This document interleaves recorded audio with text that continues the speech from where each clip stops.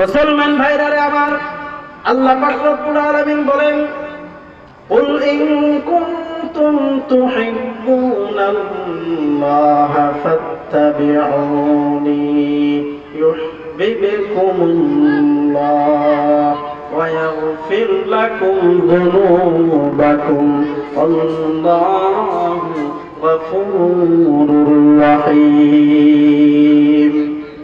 আল্লাহ পাক রব্বুল আলামিন বলেন, ইন কুনতুম তুহিব্বুনাল্লাহ,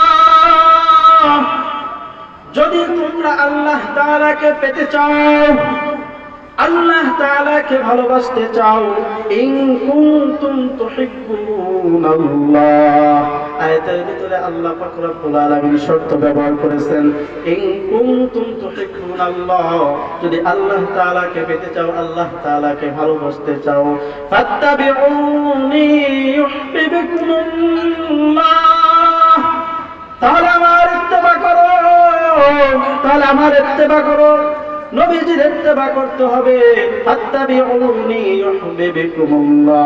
আর যখন আমরা বিশ্ব নবী সাল্লাল্লাহু আলাইহি ওয়াসাল্লামকে ইত্তেবা করব, বিশ্ব নবীর সুন্নতকে যখন আমরা অনুসরণ করব, ইউহিব্বুকুমুল্লাহ, আল্লাহ তাআলাও আপনাদেরকে ভালোবাসবেন, আল্লাহ তাআলার কাছে আপনারা সবচেয়ে প্রিয় বান্দা হয়ে যাবেন। সুবহানাল্লাহ। মুসলমান ভাইরা রে আমার, আর আল্লাহ রাব্বুল আলামিনের কাছে যেই ব্যক্তি প্রিয় বান্দা হয়ে যাবে, যেই ব্যক্তি সবচাইতে প্রিয় মাহবুব বান্দা হয়ে যাবে, আল্লাহ পাক রব্বুল আলামিন ওই ব্যক্তির জন্য সুসংবাদ দিয়ে দিবেন, ওয়া ইয়াগফির লাকুম যুনুবাকুম আল্লাহু গফুরুর রহিম।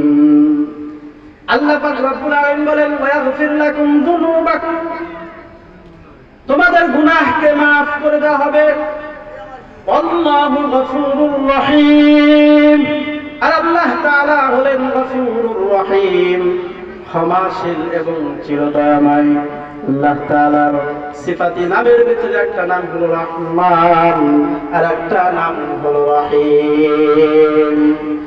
আল্লাহ তাআলা চাইলে যে কোনো উসিলার মাধ্যমে তার বান্দার জিন্দেগীর গুনাহগুলো maaf করে দেবেন। কথা বলুন ঠিক কিনা? আল্লাহ পাক রব্বুল আলামিন বলেন, আমার নাম হলো রহমান, আমার নাম হলো রহিম। কোরআনুল কারীমের ভিতরে তো আল্লাহ রব্বুল আলামিন বলে দিয়েছেন, কুল ইয়া ইবাদিয়াল্লাযীনা আসরাফু আলা আনফুসিহিম লা তাকনাতু মির রাহমাতিল্লাহ। আল্লাহ পাক রব্বুল আলামিন বলেন, ইয়া ইবাদি আল্লাযীনা আসরাফু আলা আনফুসিহিম লা তাকনাতু মির রাহমাতিল্লাহ, তোমরা আল্লাহ তাআলার রহমত থেকে নিরাশ হও না।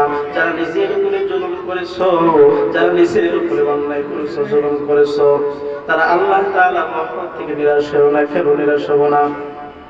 আল্লাহ পাক রব্বুল আলামিন বলেন, ইন্নাল্লাহা ইয়াগফিরুয যুনুবা জামিআ ইন্নাহু হুয়াল গফুরুর রহিম। আল্লাহ তাআলা তোমাদের জিন্দেগীর সমস্ত গুনাহগুলো maaf করে দেবেন, ইন্নাহু হুয়াল গফুরুর রহিম, কারণ তিনি হলেন ক্ষমাশীল এবং চিরদয়াময়। সুবহানাল্লাহ। মুসলমান ভাইরা আমার, যে কথা বলতেছিলাম,